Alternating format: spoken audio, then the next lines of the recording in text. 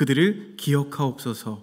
내가 이와 같이 그들에게 이방 사람을 떠나게 하여 그들을 깨끗하게 하고 또 제사장과 레위 사람의 반열을 세워 각각 자기의 일을 맡게 하고 또 정한 기한에 나무와 처음 익은 것을 드리게 하셨사오니 내 하나님이여 나를 기억하사 복을 주옵소서. 아멘. 말씀을 나누기에 앞서 지난 10월 29일 불의의 참사로 인해서 무려 156명의 이 젊은이들이 꿈을 펼쳐보지도 못하고 숨을 거둔 그 이태원 참사의 희생자들을 위해서 함께 울며 함께 슬퍼하는 우리 행복을 나누는 하나교회가 되기를 원합니다.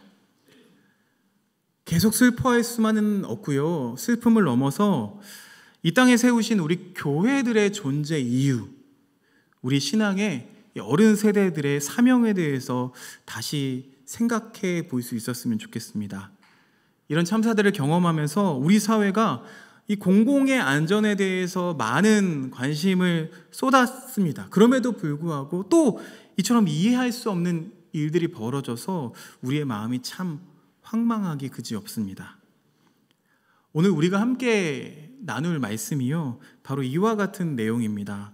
제대로 선 줄 알았으나 다시 모든 것이 무너져버린 상황에서 오늘 말씀에 등장하는 이 느헤미야라는 사람은 과연 어떤 선택을 하고 다시 어떻게 시작하게 되는지를 함께 우리가 보면서 오늘 하나님의 위로와 능력이 저와 여러분 가운데 함께 계시기를 간절히 축원합니다.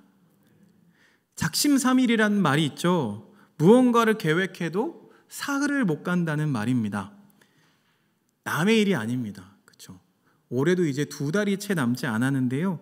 여러분은 올해 계획한 만큼 잘 살고 계십니까? 고개를 끄덕이시는 분도 있고 또 이렇게 웃음 짓는 분들은 저와 같은 마음인 걸로 생각합니다. 네, 그렇게 살지 못하고 있다는 거죠. 다른 사람에게 한 약속을 지킬 수 없으면 여러분, 우리는 상대방에게 실망을 줄 수밖에 없죠. 또 우리는 수없이 살면서 자신에게 약속을 그렇게 많이 합니다. 그런데 이게 참 번복될 때가 많아요.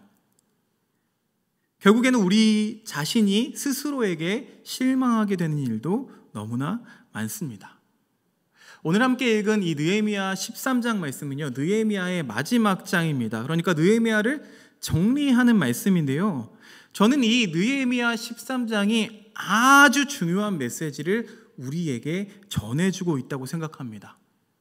왜 그런가 하면 세상 사람들과 예수 그리스도를 믿는 우리는 무언가 달라야 한다를 확연하게 말해주고 있는 그런 말씀이기 때문에 그래요. 이 느헤미야 말씀 전체를 보면은요, 느헤미야와 유다 백성들이 예루살렘 성벽을 즐겁게 봉헌합니다. 그렇게 페르시아로부터 시작된 성벽 재건 프로젝트, 이 성벽 재건 프로젝트를 아주 성공적으로 마치게 됐어요. 느헤미야의 입장에서 보면, 개인적인 입장에서 보면은요, 장기 출장 프로젝트입니다. 장기 출장 프로젝트. 여러분, 출장을 마치면, 프로젝트를 마치면 어떻게 되나요? 어떻게 해야 되나요? 다시 자기가 있던 곳으로 돌아와야죠. 그게 보통인데, 이 페르시아 왕 곁에서 술관원을 맡았던 왕의 최측근이었죠. 느헤미야가 이 페르시아 왕의 총애를 받고 있었고 사랑을 받던 사람이었음에도 불구하고 자기 자리로 바로 돌아가지 않습니다. 느헤미야는 이 성벽 재건을 다 마치고 페르시아로 돌아가지 않고요, 이 유대 땅에 계속 머뭅니다. 그렇게 약 12년간을 이 유대 땅에서 총독으로 재직하면서 그 사이에 정치, 종교, 사회, 문화, 이 여러 분야에서 개혁을 하고 그 개혁을 정착시키려고 노력했던 걸로 보여요. 그렇게 12년을 보내고 이제 어느 정도 계획을 이뤘다라고 생각했던 이 느헤미야는 그제서야 자기 자리로 돌아갑니다. 원래 자리로 돌아가서 모시던 그 페르시아 왕에게 최선을 다하고 있었는데 유대 땅에서 곧 소식이 들려오게 돼요. 어떤 소식이었냐? 이 느헤미야에게는 개인적으로 너무나 가슴 아프고 힘든 소식이었어요. 무려 12년간 개혁을 추진하면서 변화를 가져왔던 이 유대 땅이 다시 원래대로, 그러니까 개혁 이전의 엉망의 모습으로 돌아가고 있다는 소식을 듣게 된 거죠. 느헤미야의 마음이 어땠을까요? 여러분, 요즘 마음이 어떠세요?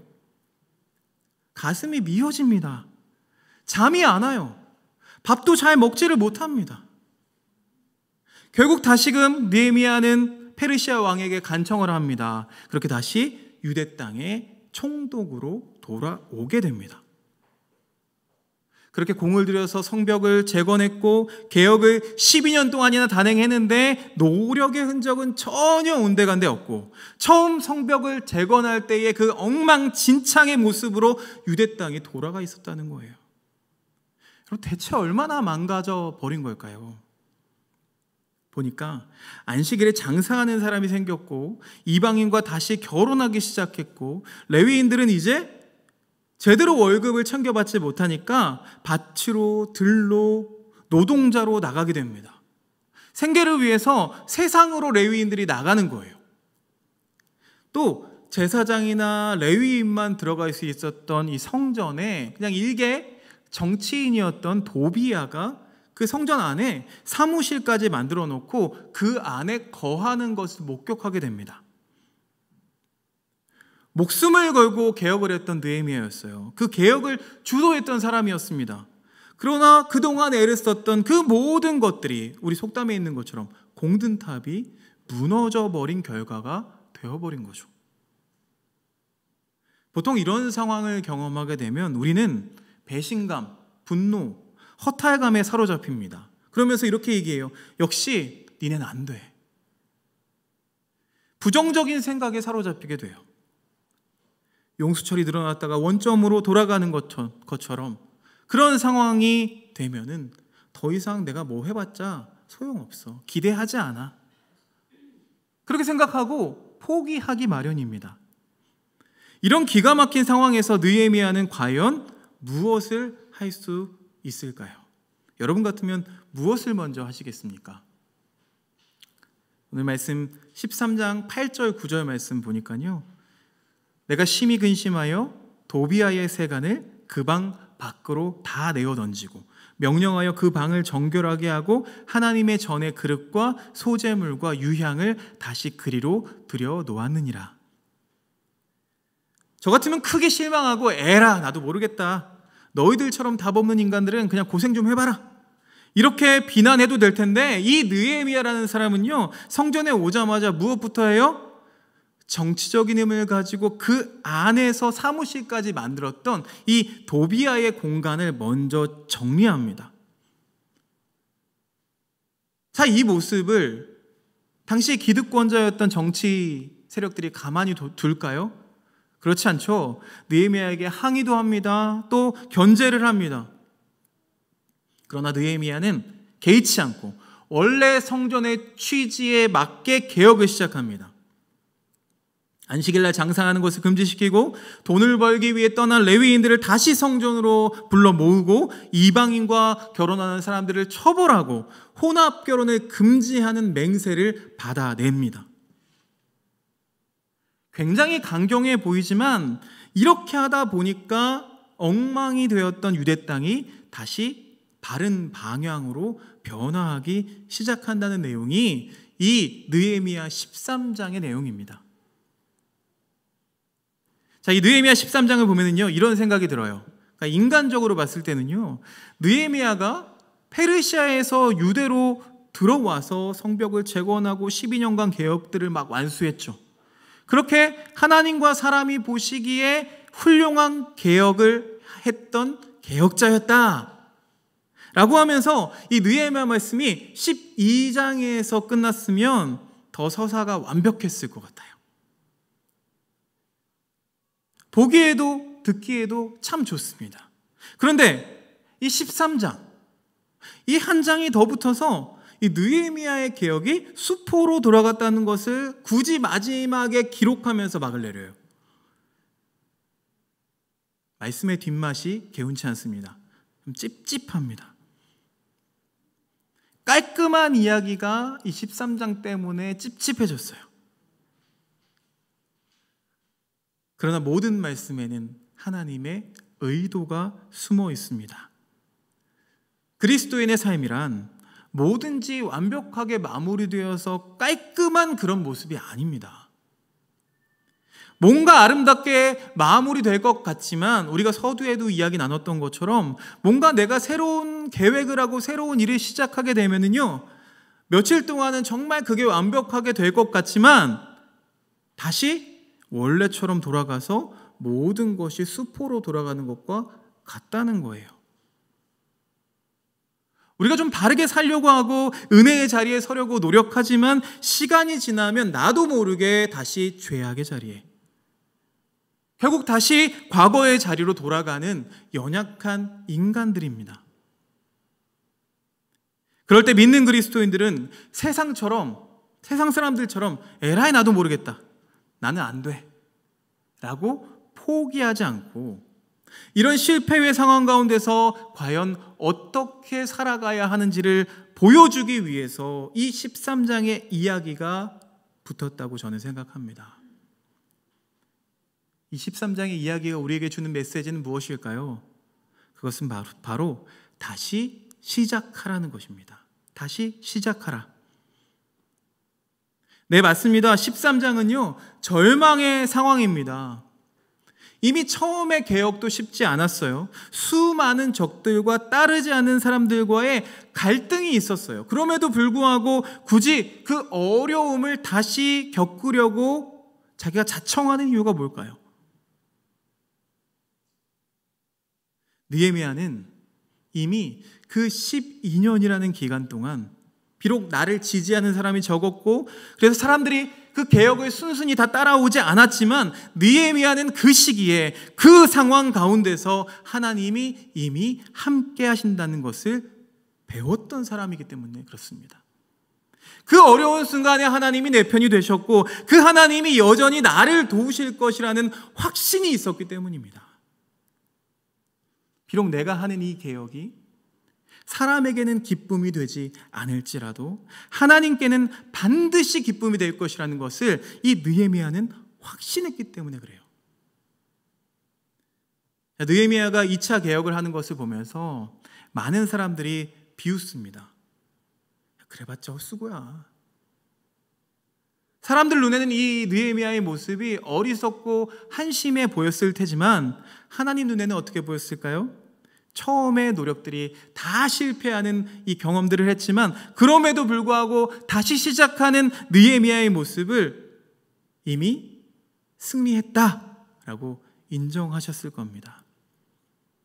사랑하는 행복을 나누는 하나교회 교우 여러분, 하나님은 믿음을 가진 우리가 다시 일어서고 다시 시작하려는 그 노력을 보시고 이미 우리를 승리자로 인정해 주십니다. 우리의 계획과 우리의 도전들이, 사랑하는 우리 하나교회의 계획과 도전들이 주저하는 상황에 놓였을지라도 우리는 포기하지 말아야 되죠. 다시 일어서고 다시 도전하는 사람, 그 사람들을 통해서 하나님이 일하실 것이라는 것을 우리에게 알려주는 것이 이 13장의 메시지예요. 다시 일어서는 사람, 그 사람을 하나님이 도우시고 결국 최후에는 승리자가 된다는 거예요. 여러분 믿으십니까? 저는 여러분과 제가 잠시 한 번의 승리자로 만족하지 않았으면 좋겠어요. 비록 우리 삶 가운데, 우리 신앙의 여정 가운데 실패가 있더라도 계속되는 도전 속에 최후의 승리자가 되기를 축원합니다. 자, 그럼 이제 느헤미야가 어떤 사람이었는가를 한번 살펴볼까요? 성경을 보면은요, 느헤미야는 아주 실력 있고 유능한 행정가였어요. 도전적이고 진취적인 사람이었습니다. 될 사람은 다 잘 되지, 이렇게 훌륭한데 다 잘하지 않겠어? 라고 생각할 수 있겠지만 여러분, 이런 유능한 모습보다 이 느헤미야에게 배워야 될 것이 무엇이냐면 상황이나 환경이 생각보다 훨씬 어려웠지만 절대로 포기하지 않았던 사람이라는 거예요. 말하자면 현실 앞에 초연한 그런 사람이라는 것입니다. 현대인들은 참을성이 대단히 부족하죠. 저부터 그렇습니다. 교차로에 서 있으면요, 신호가 왜 이렇게 안 바뀌는지 모르겠어요. 내 차례는 왜 이렇게 안 오는지 모르겠어요. 배달 음식을 시키면 한 30분쯤 넘어가면 막 초조해지기 시작하죠. 언제 오나 언제 오나. 와이파이 속도가 조금만 느려도 답답해서 견디지를 못합니다. 그런 우리의 인생에서 견디기 힘든 일을 만날 때 우리는 쉽게 포기해 버립니다. 가벼운 이야기지만 이런 모습을 풍자한 아주 유명한 격언이 하나 있죠. 다이어트는 내일부터. 다이어트에 늘 실패하니까요. 네덜란드가 낳은 불멸의 화가 반 고흐, 그의 작품은 수많은 작품들이 있지만요, 한 가지 작품을 함께 보기 원합니다. 이 작품은요, 자고새가 있는 밀밭이라는 작품이에요. 종달새가 있는 밀밭이라고도 부르기도 합니다. 푸른 하늘을 배경으로 노랗게 물든 밀이 바람을 타고 막 몸을 흔듭니다. 그 움직임에 놀란 자고새 한 마리가 푸드득 하고 하늘로 날아올라요. 자, 이 자고새에 좀 집중할 건데요, 이 자고새는 꿩과에 속합니다. 꿩과에 속하는데 이 자고새의 특징이 하나 있어요. 남이 자기 둥지에 낳아놓고 간 알을 자기 새끼인 양 품어주는 바보입니다. 그런데 자고새의 모습을 통해서 고흐는 무엇을 이야기하고 싶었냐면, 어떻게든 남을 이용해 먹으려고 안달인 세상 속에서 뻔히 속는 줄 알면서도 속아주는 이 자고새를 통해서 이 고흐는 너무나도 현실적으로 변해버린 이 도시 문명 속에서 잃어버린 인간성의 회복을 주장하고 있는 거죠. 환경에 지배받지 않고 모든 것에 초연한, 믿을 것이라고는 나와 함께 하시는 하나님밖에 없는 이 느헤미야의 모습 속에서 자고새의 모습이 보입니다. 또 느헤미야는요, 백성들을 사랑했던 사람입니다. 그 당시 많은 지도자들이 다 자기의 이익을 추구했지만 느헤미야는 고통받고 소외받는 백성들을 위해서 자기가 받는 급여까지도 다 포기했습니다. 그리고 나아가서는 자기의 식탁에 그들을 초대했던 사람이었어요. 총독인데 소외된 이웃들을 초청해서 같이 식사를 했습니다. 사랑은 주는 거죠. 줄 때야 비로소 사랑의 능력이 나타나는 겁니다. 느헤미야는요, 그런 사람이었어요. 먼저 손을 내밀었어요. 먼저 사랑을 주는 사람이었어요. 바라기는 느헤미야처럼 우리가 사람 중심의 인생, 사람을 존중하고 사랑하고 사랑을 나누는 그런 인생이 되기를 축원합니다. 자, 어떻게 이 느헤미야라는 사람은 힘들고 내 편도 별로 없고 현실적인 어려움들이 너무나도 많은데 그것들을 다 감당할 수가 있었을까요? 느헤미야가 다스리는 동안 정말 많은 개혁들을 이루어냈는데 과연 이 많은 개혁들을 어떻게 이뤄낼 수 있었을까요? 어떻게 감당할 수가 있었을까요? 사랑 때문이었을까요? 아니면 모든 것을 정리하는 정리의 능력이 있어서 그랬을까요? 그 해답이 느헤미야의 마지막 절, 오늘 함께 읽었던 말씀의 마지막 절 13장 31절에 나옵니다. 13장 31절 말씀을 함께 읽어보겠습니다. 시작.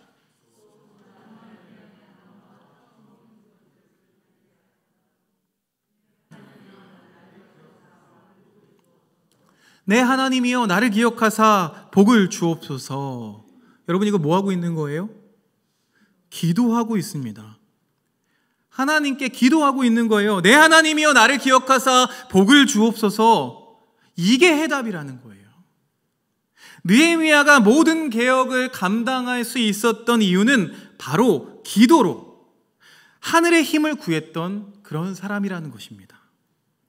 느헤미야가 당시 세계 최대의 강국이었던 이 페르시아의 공무원이었고 고위 공무원이었어요. 유대 땅에서는 또 총독을 지냈습니다. 권력과 인맥을 마음껏 누릴 수 있었던 그런 자리였어요. 그러나 성벽 재건을 할 때를 보면은요, 이 느헤미야가 자기의 권력이나 힘을 자기 마음껏 쓰지를 않아요. 막 이용하지 않아요. 힘으로, 돈으로, 권력으로 이런 게 아니라 언제나 진짜 힘은 하나님께로부터 온다고 믿었기 때문에 늘 기도하며 지혜를 구했던 사람, 그게 바로 느헤미야였습니다. 마지막만 그랬을까요? 느헤미야의 서론인 서두인 1장 말씀을 보면은요, 느헤미야가 이 페르시아에 잘 나가는 고위 관리로 있을 때 자기 고국의 소식을 듣게 된 거예요. 너무나 가슴이 아파요. 그래서 예루살렘을 재건해야겠다라는 소명을 품게 되는데 그게 마음처럼 잘 되질 않는 거예요. 여건이 되지 않았을 때 어떻게 했을까요? 1장 4절 말씀입니다. 내가 이 말을 듣고 앉아서 울고 수일 동안 슬퍼하며 하늘의 하나님 앞에 금식하며 기도하여. 내가 무언가 하고 싶은데 뭘 어떻게 해야 할지, 뭘 해야 할지 아무것도 손에 잡히지 않을 때 제일 먼저 뭘 했다고요? 하나님 앞에서 금식하면서 기도했다는 거예요. 또 그 어려운 성벽 재건을 할 때도요, 거기에 토착 세력이었던 산발랏, 도비야 이 같은 사람들이 권모술수와 핍박과 위협을 가합니다. 가장 위기를 만났을 때에도 느헤미야는 어떻게 했을까요? 4장 9절 말씀 보니까요, 또 기도했어요. 우리가 우리 하나님께 기도하며. 한참 성벽을 재건할 때, 원수들로부터 핍박과 모험을 받을 때 그것을 이겨낼 수 있었던 힘이 무엇이었다고요? 바로 기도였다는 것입니다. 오늘 본문에는 그럼에도 불구하고 그 모든 개혁이 다 수포로 돌아가고 다시 개혁을 시도해야 되는 그런 상황에 느헤미야는 처해 있습니다. 우리의 상황과 너무나 비슷한 것 같아요. 그런데 여러분 생각해 보세요. 처음보다 두 번째가 더 힘들지 않겠어요? 뭔가 하려고 했는데 해놓은 것들이 다 무너져서 복잡한 심정이었음에도 불구하고 느헤미야는 먼저 기도합니다. 내 하나님이여 나를 기억하사 복을 주옵소서. 사랑하는 여러분, 가장 힘들 때에, 그 가장 어려운 순간에 느헤미야는 하나님께 하늘을 향해서 도움을 구했다는 거예요. 오늘 여러분들을 축복합니다. 그리스도인은 하늘의 힘을 믿고 사는 사람들입니다. 세상 사람들은 내가 일해서 밥 벌어먹고 내가 노력해서 이만큼 잘 되는 거고 내가 땀 흘린 만큼 거둬들인다고 생각을 해요. 그러나 그리스도인들은 이렇게 똑같이 이야기하면 안 되죠. 그런 사람들은 진정한 그리스도인이 아니에요. 내가 노력은 했지만 그 노력은 하나님께서 함께 하신 노력이었고, 내가 땀 흘렸지만 최선을 다했지만 마지막 순간에 결국은 하나님이 함께 하셨습니다. 하나님이 내 편이 되셨습니다. 하나님의 은혜입니다 라고 말하는 것이 바로 그리스도인인 것입니다. 여러분, 이제 우리는 다시 시작할 때입니다. 바라기는 그냥 사람으로 사는 것이 아니라 그리스도인으로 다시 시작하기를 원합니다. 하나님이여 나를 기억하사 복을 주옵소서. 하나님이여 우리 행복을 나누는 하나교회를 기억하사 복을 주옵소서. 하나님이여 우리 가정을 기억하사 복을 주옵소서. 하나님이여 우리 일터를 기억하사 복을 주옵소서. 하나님이여 무너진 이 나라 이 땅을 기억하사 복을 주옵소서. 이 느헤미야의 기도가 우리의 기도가 되어야 할 줄로 믿습니다. 이렇게 해야 할 기도가 차고도 넘칩니다. 우리는 하늘의 힘을 구해야 해요. 하늘을 향해서 기도해야 돼요. 우리가 다시 시작합니다. 우리가 진짜 그리스도인으로 살겠습니다. 주여 이 결단이 작심삼일이 되지 않게 하여 주시옵소서. 우리 이 시간에 보라 너희는 두려워 말고 하나님께 고백하며 우리 무대 뒤에 숨어 계시는, 그러나 우리를 위해서 여전히 싸우시는 그 하나님 앞에 고백하며 찬양하고 함께 기도하기를 원합니다. 함께 찬양 드립니다.